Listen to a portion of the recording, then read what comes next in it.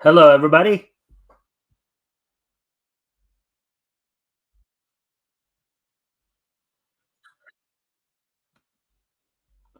All right. Happy Tuesday to everybody. I hope everybody's having a good week thus far. Um, we're going to, of course, give people a chance to come in here. So as we wait for more people to show up, I'm going to put some music on, take care of something, take care of a couple of things here. When we get back, I'll talk about what's on tap for tonight.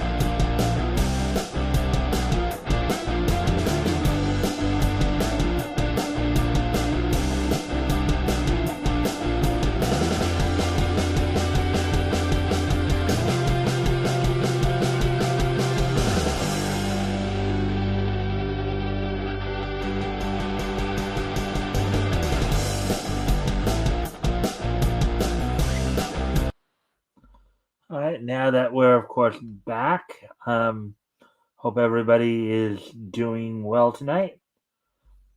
Um, um, Other than we do have a couple people here already.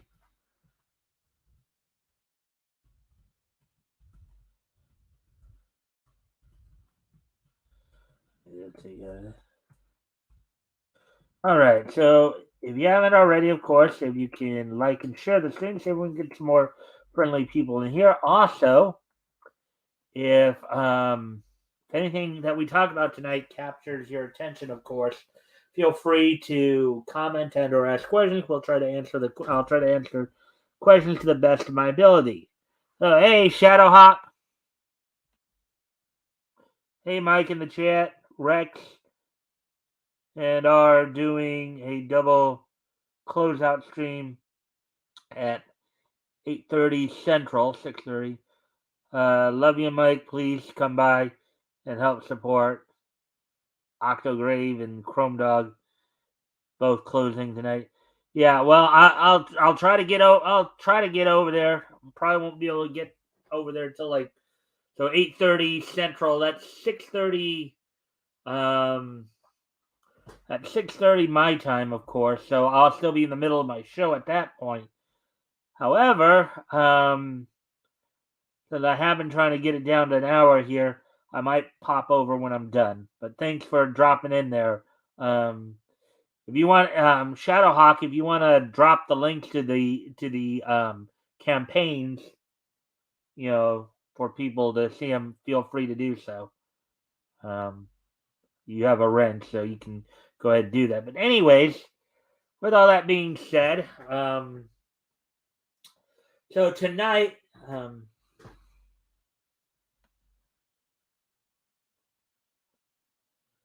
be going for a while, bro. I'll probably try to drop in, and at the very least, drop in to say hi and like and share. And try to help get the word out. Anyways, so tonight, we're gonna try once again to do about just an hour of a show. The last article we did last night kind of went combined. It went longer than the other two. Thanks. No problem. No problem. Shadowhawk. Went longer combined, than the other two combined, I believe. So, but tonight, of course, we have three articles lined up to go over tonight. Two of them found in the comics and one from Bleeding Fool. course, so one of the articles we'll be talking about will be DC getting outed for sneakily deleting a tweet, reducing Tim Drake to internet scrolling bisexual. And the other article from that we'll be covering from Pounding in the Comics will be the season 3 premiere date, simulcast premiere date for Demon Slayer Kimetsu no Yaiba has also been announced. We'll be going over that, and the Bleeding Full article will talk about why the French seem to love anime. So that, plus of course the wrestling wrap up. We got some news coming out of WWE. Also, a passing happened this past weekend of somebody that we all probably will remember when I talk about them. And also, of course, this day in each history. But with all that being said and done, let's go ahead and get started here. So let me pull up the article then.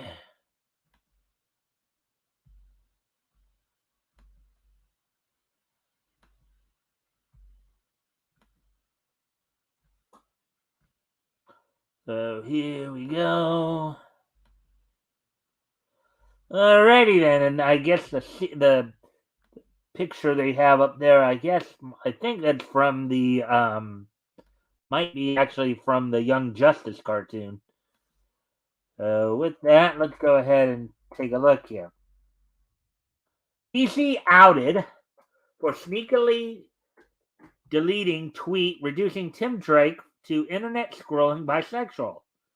Article by J.B. Augustine published earlier today in the comic book section. All right, so here we go. Here, Tim Drake has been a beloved character for decades, and for many, he is the best Robin of all time. But ever since the third Boy Wonder was made a part of the alphabet community, the kid hasn't been catching as many breaks as he used to. His recent book is being canceled and won't even pass the milestone of 10 issues. I should tell you something right there, DC. Nobody wants to see these characters with these drastic changes. From here on out, though, we can appreciate Drake being portrayed as gay bi in defiance of his past relationships and over 30 years of comic book history. DC may go broke doing so, but they still have no shame in illustrating that they think of their falling away readers' once favorite character, at least for a few moments. Yeah, from what I've heard over the years, Tim Drake was always romantically connected with Stephanie Brun, aka Spoiler, aka the daughter of Clue Master. Stoking a flame they can't put out or refuse to, the formerly proud and quality publisher feels the heat from time to time. In a new instance occurring just as the cancellation of Tim Drake Robin was hitting the monthly solicitations, DC deleted a chagrining tone-deaf tweet with a graphic describing Drake as, quote, the always online bisexual, unquote. Yeah, that's what everybody wants to see their heroes doing, right? Just constantly being online and acting bisexual. That's what makes hero books, people, right? Would you all agree with that or no? I don't think. I think the fact that the book is getting canceled should tell you something right then and there. With that, but anyways, as we move on here, and again, feel free to comment and or ask questions. I will try to answer the questions to the best of my ability. So, and if you can like and share the stream as well, see if we can get some more friendly people in here, that'd be appreciated. Anyways, fans are seeing this descriptor for the reductive line of copy that it is, and aren't letting DC forget they posted it. Thanks to Twitter Archive and YouTubers such as Yellow Flash and Ryan Kinnell, aka RK Outpost, everyone gets to see the video the company's official social media is running from. Kinnell's RK Outpost exhibits it below with analysis. Oh, there he, and that's that laughing meme that um, I know it's been on Yellow Flashes too. That guy goes, ha ha ha, ha, and you got the kid looking at him goes, ha ha ha, you know. Anyways, the video starts by telling those who manage to see it, that every friend group has its archetypes. There's the genius, the quiet one, the son raised by assassins, the leader, the angry one back from the dead, and what they've turned Tim Drake into. Oh God, that's a very interesting way to put it. Um, ah, that thing he's become is a token. Cannell observes, ignoring other more vital bits of character. Tim has been integral to the Bat family and the Teen Titans for years. Several widely popular storylines, from Nightfall to Joker's Wild and beyond, would not be the same without him. Moreover, the character's detective prowess placed him as a prime candidate, when written well, to inherit the cape and pointy cowl from Bruce after he hangs it up.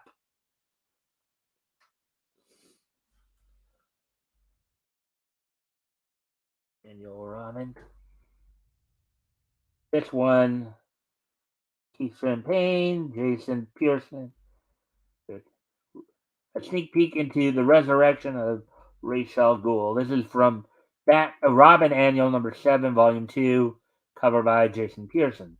DC.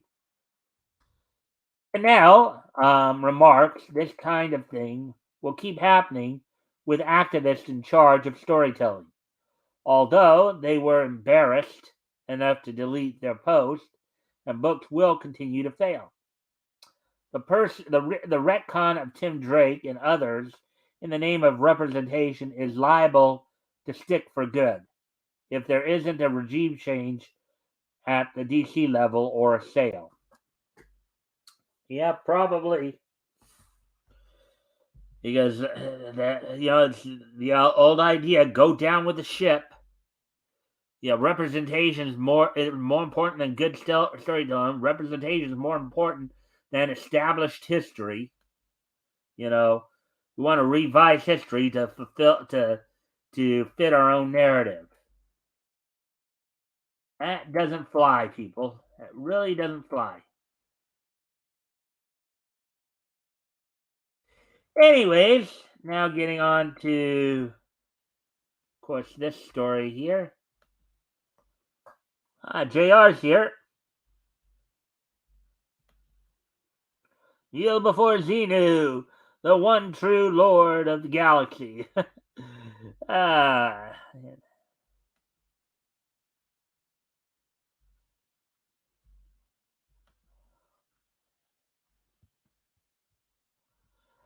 All right, so where are we at on time here? How are we doing? Okay. Yeah, hopefully I don't go overboard again. But anyways, moving on to this article here, kind of another release information type article. So, Demon Slayer Kimetsu no Yaiba receives official season 3 premiere date. Crunchyroll confirms same day simulcast. Article by Nerdigans Inc. Published April 4th, 2023, which is of course in the anime manga sections. Hot off of its world theatrical tour, The Swordsmith Village arc of Demon Slayer Kimetsu no Yaiba is just one short breath away from its official release, television return. Now, as I mentioned this to you guys before, of course, April is kind of the time for the spring anime releases over in Japan. January, April, July, and October are your release times for anime. Um, April is the spring time, of course. As previously announced, the third season of Demon Slayer will adapt the Swordsmith Village arc of Koyoharu Gotoge's original manga and see Tanjiro along with his demonic younger sister, Nezuko, seek out the legendary swordsmith of the hidden Techikawahara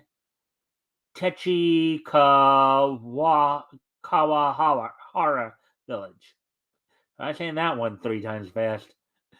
For assistance in repairing his special Nichiren sword. The arc, Tanjiro and Nezuko, will also see Tanjiro and Nezuko not only encounter a number of new allies, including the bubbly love Hashira Kanroji and the emotionally cold mist Hashira Muichiro Tokito, but also a handful of 12 Kizukis remaining upper moon demons.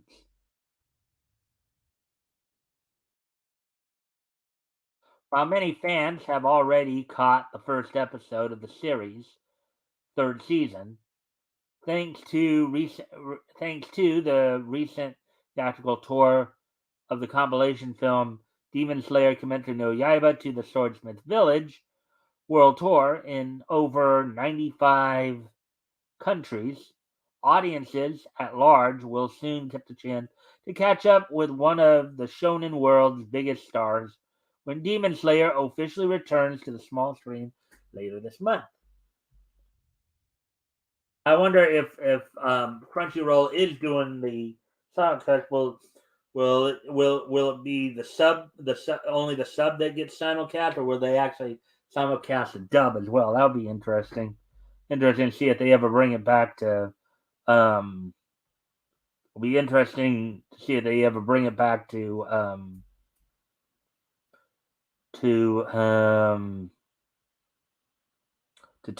as well. But anyways, let's see what JR has to say. Anyone who doesn't see original Batman and Robin as totally gay is hopelessly blind. They even brought in the Comics Code because they were so. Well, that's what Frederick Worthen was. Okay, that's what Frederick Worthen was accusing them of, because considering that some of those early, they actually did depict apparently Bruce and Dick sharing a bed together. Okay, but to counter that in the 50s there, once they did bring in the Comics Code Authority to counteract the idea that Batman and Robin. Now, granted, Batman did have love interest prior to that whole stink. Julie Madison, who debuted in Detective Comics number 29, I believe, was Bruce's first fiance. She was, of course, a big part of the Mad Monk storyline, and later, of course, the Clayface storyline when they introduced the first Clayface villain, Basil Carlo. So, but anyways, and that's why they ended up, of course, bringing in Kathy Kane and Betty Kane to serve as love interest. Anyways, back to the article here. According to an official press release from Crunchyroll, Demon Slayer Kimetsu no Yaiba will kick off the Swordman Village arc on April 9th, which I believe that will be this Sunday, I believe, this coming Sunday, with the streaming service set to provide same day simulcast in North America, South America, and Europe. Further, Crunchyroll has also announced, they say that, but announced that they are planning to release English, Latin American Spanish, Brazilian Portuguese, French, German, and Hindi dubs um, of the season at a later date. So I guess the simulcast will actually be of the probably a sub version of it for now. In the meantime, just in case you need a small fix of Demon Slayer to tide you over, the series' record-breaking theatrical outing, Demon Slayer Kimetsu no Yaiba: The Movie Mugen Train, is currently available with a subscription via Crunchyroll or for purchase via such streaming services as Prime Video, Apple TV, and YouTube for one's viewing pleasure. All right, there we go with that one.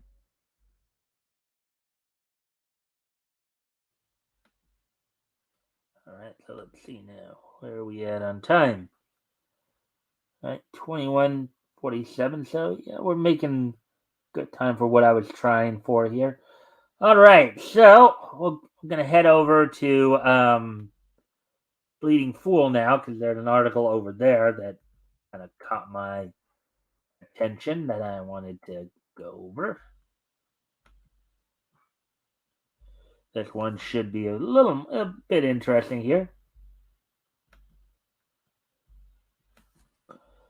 Alrighty then. So some of this is from the like some of the '80s stuff. That looks '80s, maybe late '70s, early '80s um, style right there.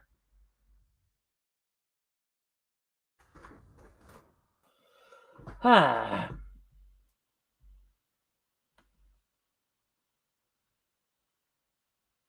Anyways, the UK Guardian gave some history of how anime and manga became such a big deal in France, more so than any other country outside of Japan proper. All right, let's see what the UK Guardian has to say here. The new animation, Blind Willow, Sleeping Woman, by France-based animator Pierre Foldes, shows that the French love affair with Japanese visual arts is still throbbing. Anime and manga are a worldwide cultural force, but nowhere more so than France. An unbelievable 55% of comics sold there in 2021 were manga. Wow. So basically, manga was outselling comics in France as well. I guess Western style comics or even French comics. 55%. Wow.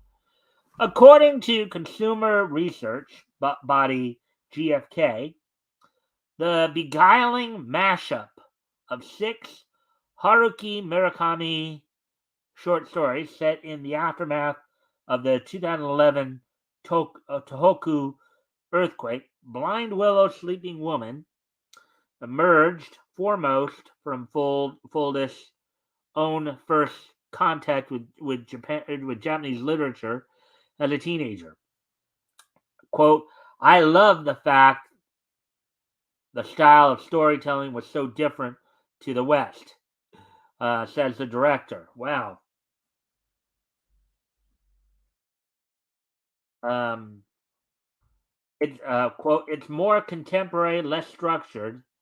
Here, everything is very structured with a beginning and an end. The story goes from here to there through different moments of emotion. I'm not so much into that, unquote.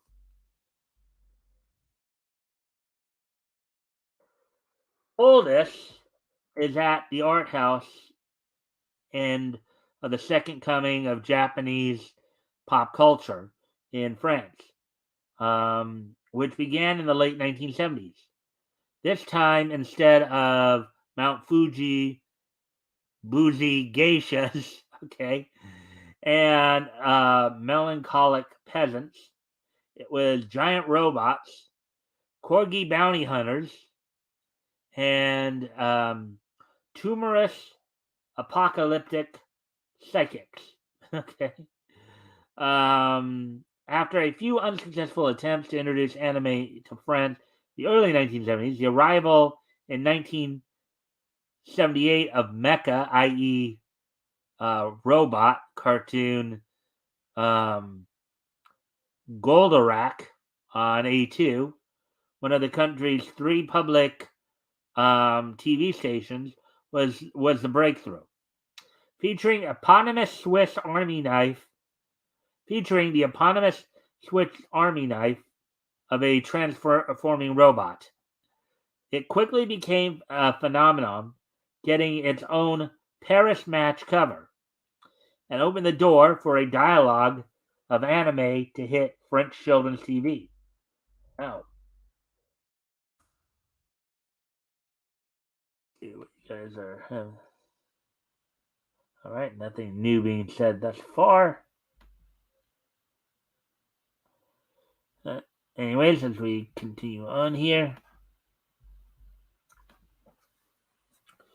Great as it is, France had a huge following for this medium. But they also had their bruises with censorship, their brushes with censorship and opposition to the broadcast. Yeah, I mean, I think that's gonna hit anywhere because the Japanese, when it comes to certain content, Japanese at times can be a little more liberal as compared to the West when it comes to what they will choose to expose. I mean, we saw how shows like Gatchaman, Sailor Moon have been edited over the years, because of that. Meanwhile, outlandish import anime with the kinetic vibe was taking over French TV under the auspices of competing BBC-style kids omnibus. Chief among them was Club Dorothy on TF1, fronted by wholesome singer-actor Frederic Hochede, known as Dorothy, from 1987, who had been poached during this anime boom from the A2 children's umbrella that put on Goldorak. During the late 80s and early 90s, Club Dorothy kept French youth weaned on a steady diet of Japanese mayhem, the likes of mythological romp, Les Chevaliers du Zodiac, Knights of the Zodiac. So, again, Knights of the Zodiac that we would know it here in the States. Over in Japan, it was known as Saint Seiya. High school superhero fantasy, Sailor Moon, and what spiraled into a generational phenomenon, Akira Toriyama's Dragon Ball. Dragon Ball, probably considered one of the most successful anime franchises of all time, as well as one of the most successful manga titles of all time.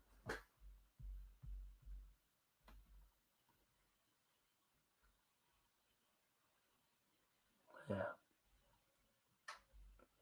As we continue on here, but the schoolyard stampede caused a moral backlash, particularly against edgy fare like the Mad Max inspired Ken Le Survivant,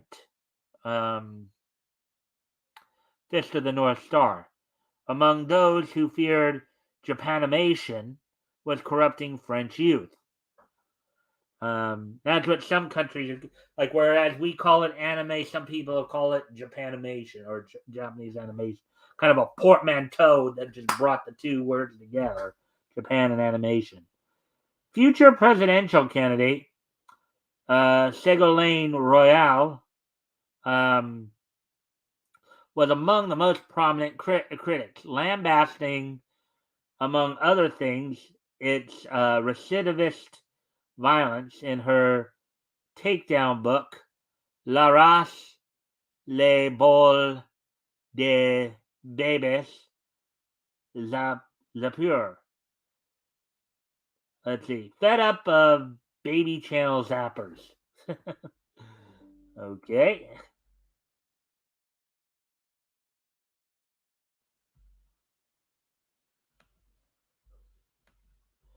Manga expert Nikolai Chauvet remembers the Führer. Quote, the kids had become hooked on this drug. It was pure serotonin. The kids needed their shot of Dragon Ball. And she politicized it to stop French kids going crazy because of Japanese cartoons. So then there was this deprogramming. Anime disappeared almost completely from Club Dorothée and was replaced by disgusting French sitcoms with ridiculous teenagers having their first kiss, unquote. Club Dorothée shut up shop for good in 1997. Yeah, well, if you guys remember too, here in the States during the 90s, anime was also becoming very popular. You had, of course, here in the States, we already had Dragon Ball, Sailor Moon. Now, granted, it would still be from that point about another 7 years before we get you. But Yu Hakusho started up in 1992, and that would become a pretty popular series too.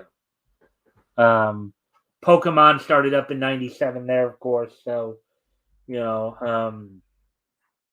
not mentioned clearly is that Royal was a socialist, and at this point, it's hardly at all a shock a leftist would be willing to go to extremes to undermine the medium. Recalling the Vice News site took a hypocritical stance on manga in past years. Luckily, however, but it was only the end of the beginning for Japanese pop culture in France. Manga in properly bound formats, such as Katsuhiro Otomo's Akira, hitherto only distributed in throwaway comic form.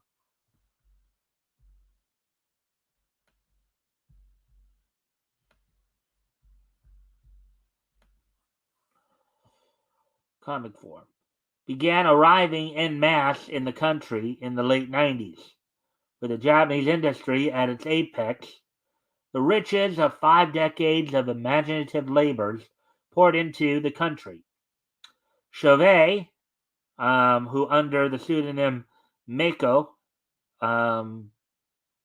is now one of France's leading collectors, had an even stronger culture shock than Fuldis. Manga, quote, manga slapped me in the face. It was even more punk than Franco-Belga comics. France, Belgium. The freedom to do whatever you want. I'm going to have some dinosaurs in the midst of some Chinese kung fu thing with daft legends and stick the Terminator in there too, with humor and drawings that had surgical diabolic precision, and all serving the reader without illustrator's ego getting in the way. And since then, there have been channels on TV dedicated to broadcasting various Japanese cartoons that can surely be found around Europe too. But freedom to do what you want, I think it'd be ill-advised to assume Japan's welcome to producing manga anime is welcome to produce about Islamic terrorism, and the very leftist guardians not making the argument either. Only the future will tell if anybody's willing to gather the courage to confront such serious issues again. Well, okay, I don't think mangakas are going to do that. Their work is more or less fairly successful without getting into all the political BS, and everybody knows that. You know, um, Yellow Flag, I know, talks quite a bit about how manga is just kicking the you know what out of Western comics. Anime has always been popular, as long as, of course, you don't let Crunchyroll and some of these more Western woke companies sit there and like try to perfume it or whatever. For now, France is surely outdoing US and popularizing Japan's art, and not as PC when it comes to the subject matter as the US can sadly be. Yep.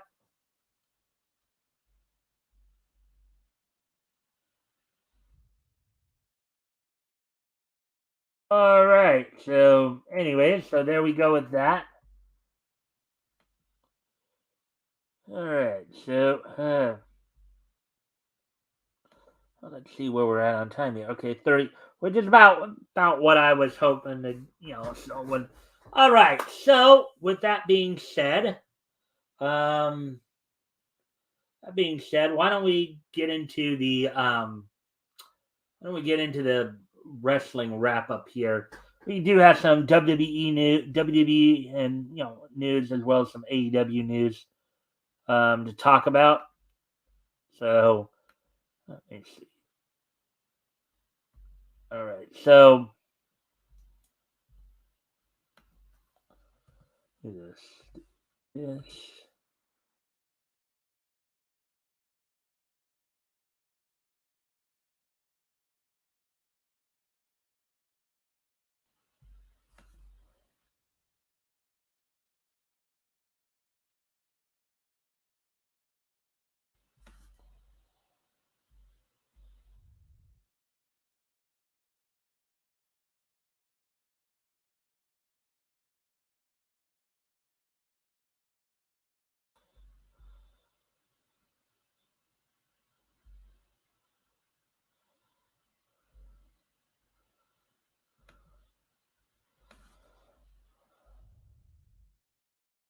All right, so with that, okay. All right, first up, there is one piece of news I do have to pass along to everybody. For those of us who grew up, when the WWE was the WWF back in the late 80s, early 90s, um, we remember everybody remembers the Bushwhackers. They were the fun-loving tag team. You know, they've been around for quite a while. In the wrestling world prior to coming to WWE in the late '80s, they were known as Sheep Herders. Butch Miller and Luke Williams. Well, this past Sunday, Butch Williams passed away at the age of 78. No other details were given as of yet, but many of us who grew up, watching the WWF in the late '80s remember the two Wellington, New Zealand natives coming down the ramp to the ring, or coming down the aisle to the ring, waving their arms like this. Dude, and you hear the music in the background. Do go around licking people's heads. You know, and then going in the ring and beating up their opponents. You know, going into the ring, beating up the opponents, and finishing them off with a battering ram and the double gut buster. Well, now prior to their time in the WWE, of course, they had had reputation throughout the NWA and even in the Memphis, Continental Wrest, as the Shepherders, the Shepherders weren't as fun loving, but when they were the Shepherders. But anyways, so Butch Miller passed away at the age of 78 this past Sunday. So I want to just go ahead and take a quick moment of silence to honor that.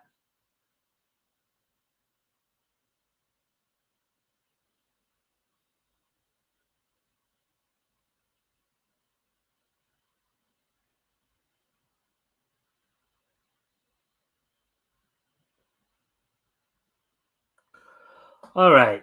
So now that we've done that, so now on to some more WWE news. So now that the sale has been done, it would appear that Vince McMahon is now back in control of creative. According to many of the sources I was watching today, the way they were booking last night's Raw was it was more akin to how Vince would book it. A lot of changes at the last minute.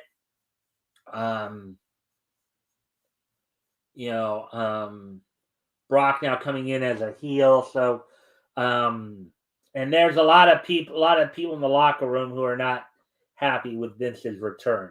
But Vince is now going to be in charge of creative apparently again. And a lot of the talent are not happy about that. This could ultimately lead to a massive exodus again. But here's what I would actually hope. If now, of course, one of the things that is often talked about is, after WrestleMania, he will usually have a massive, massive layoffs. In other words, they will just do a full-on purge. That they should decide to do that. May not happen immediately though now because the company was just sold, so they still got to figure out what they want to do. But if they do decide to make a major purge, I would hope instead of considering AEW, maybe some of the talent would try maybe going to Impact or NWA as opposed to AEW or Ring of Honor. Just I think those are really more the places to be. Especially for if some of the big men get basically get released. If the big men are released, they should definitely try Impact or NWA in my opinion. Because we all know what's been going on with AEW and how they've been booking their big men late. So yeah, that's much about the WWE. On the AEW side of it, of course, tomorrow night is Dynamite. We did kind of go over what would be going down tomorrow night. Let's see. The House of Black will be defending the Trios titles against the team of best friends of Trent Beretta and Chuck Taylor and AEW International title holder Orange Cassidy. Sammy Guevara is taking on Commander. Hook defends the FTW title against Ethan Page. The Guns will be defending the AEW World Tag Team title match in a title versus AEW career match as FTR's fate is up in the air. Dax Harwood and Cash Wheeler, if they lose this match, their AEW career is essentially over. But then there's been a lot of talk of that as their contracts are coming up, and they haven't been happy as much with some of the recent booking of late. They haven't been getting on to AEW as much. So I guess we'll have to wait and see how that all plays out. Jamie Hayter will be defending the AEW Women's World title against Riho, who was the inaugural Women's World Champion. And in the main event, as slated here anyways, Juice Robinson, the former IWGP Junior United States Heavyweight Championship champion, will be taking on absolute Ricky Starks. So this, tomorrow night is going to be a very interesting night for Dynamite.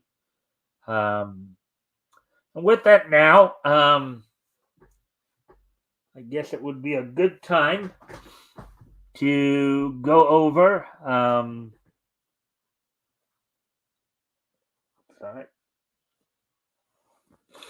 It'd be a good time to go over. So today being Tuesday, April the 4th, 2023. Why don't we go ahead and take a look back at this day in Niche history? History.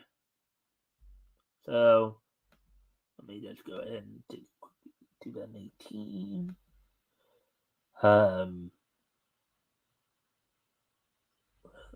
1993, 1998, and 1973. Okay. All right. So without any further ado, let's take a look back at this day in Niche history. First off, we're going to head back 50 years ago today, as on this date, 50 years ago today,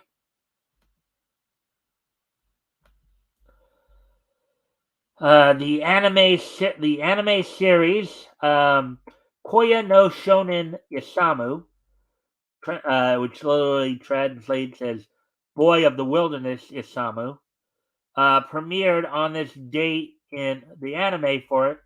Premiered on this date back in 1973, 50 years ago today, on Fuji TV. So Tokyo Movie Shinsha, who today is known as TMS Entertainment, Koya no Shonen Isamu, premiered on Fuji TV on this date back in 1973, 50 years ago today. So that is Boy of the Wilderness Isamu. That sounds like a very interesting story. That might have been a very interesting story for if we ever had gotten a chance to watch it here in the States dubbed. It's been very interesting to see how that all played out. So now, as we get ready to move on to the next piece of Niche history,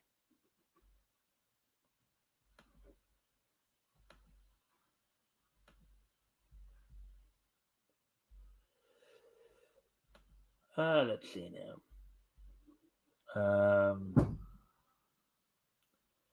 Now we head back just 30 years ago today, as on this date, 30 years ago today, from Caesar's Palace in Las Vegas, Nevada, the WWF at the time held WrestleMania 9, the ninth WrestleMania at Caesar's Palace in back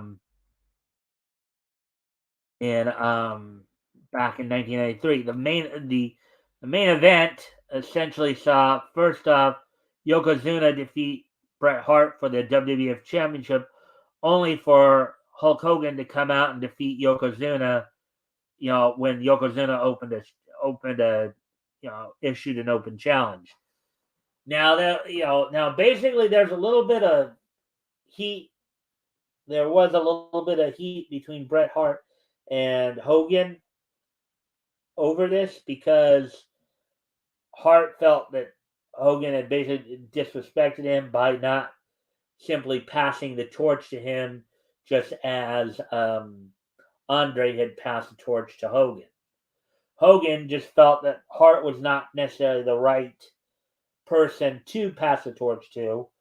But as we all know, Hart would become one of the big stars throughout the 90s as they transitioned from the new generation into the Attitude Era.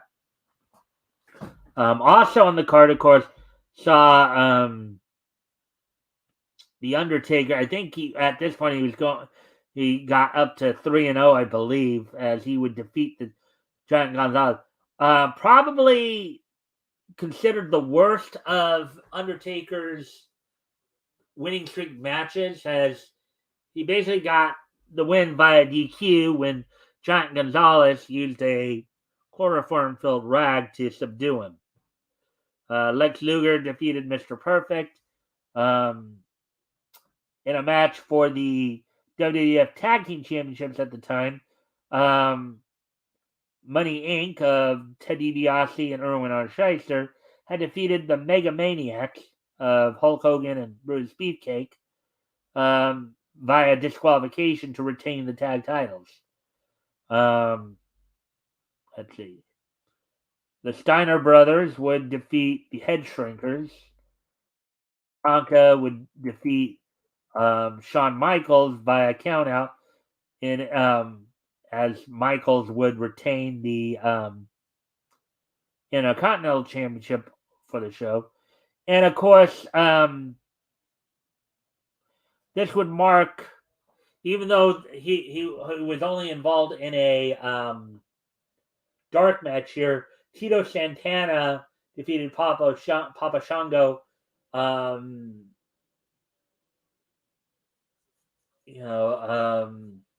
In a dark match prior to the show. And what made this significant was Tito Santana was the only wrestler who was involved in the first 9 WrestleManias. If you remember, Hogan even took some time off there in the early 90s.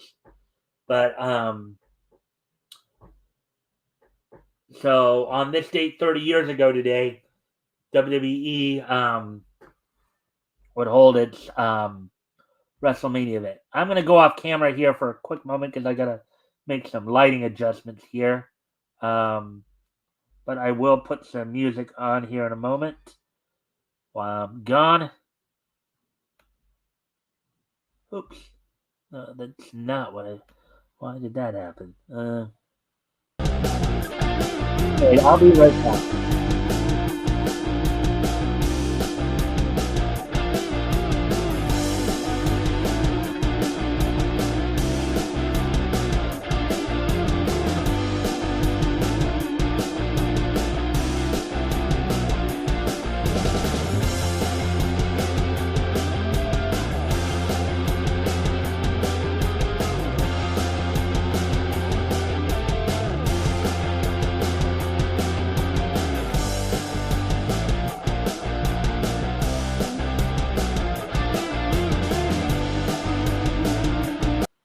All right. So, anyways, we can continue on now with the with this day in each history segment.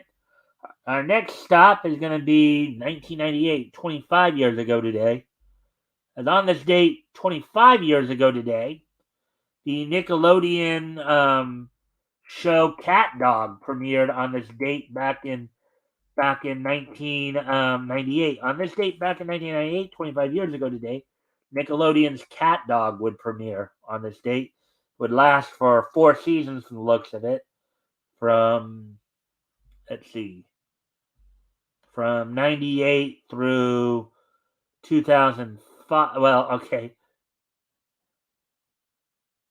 So the 4 seasons supposedly, all right, that's a little screwy right there, but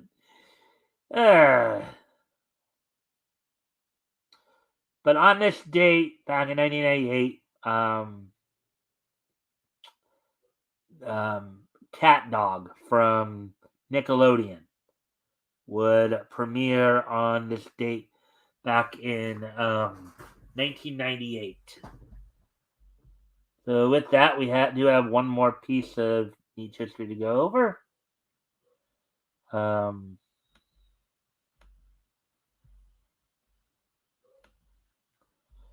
As on this date 5 years ago today, from 2018, Image's the first issue of Analog from Image went on sale on this date back in 2018. Sold for $3.99, was 28 bucks. So the first issue of Analog from Image Comics went on sale on this date back in 2018. So with that, I thank everybody for being here tonight. So we are coming up on the hour here. So don't forget, of course, as mentioned earlier, Shadowhawk was mentioning that they're doing a double closeout for a couple books that they're working on. Might want to head over there when you're done here to show some love to to Rex Devil Flyer. Also, a little later on, I know Rick Piper will, from Cross Comments, will also be doing his chill stream at 7 o'clock p.m. Pacific, 10 p.m. Eastern. So, hope to see you guys there. Anyways, so we'll be back here, of course, tomorrow with more niche news. Also, don't forget this Friday, I'll have the Metal from the Vomitorium here with me, as we will be going over comics that went on sale.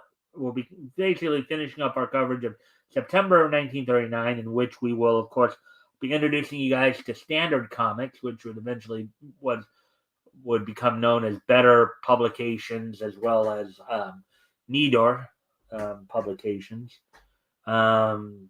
We'll be kind of talking about their history a little bit, their early history. We'll be looking at United Feature Syndicate. Well, real quickly here, just acknowledging United Feature Syndicate's 10th issue of Single Series with Little Mary Mix-Up, and then we will. And then our readings will be from Quality Comic Selections. From Feature Comics, Volume 1, Number 26, and Smash Comics 4, including The Clock. Or as some of you guys like to call him, Captain Napkin Face, Invisible Hood, and Espionage. So, with that, I thank you guys for being here. I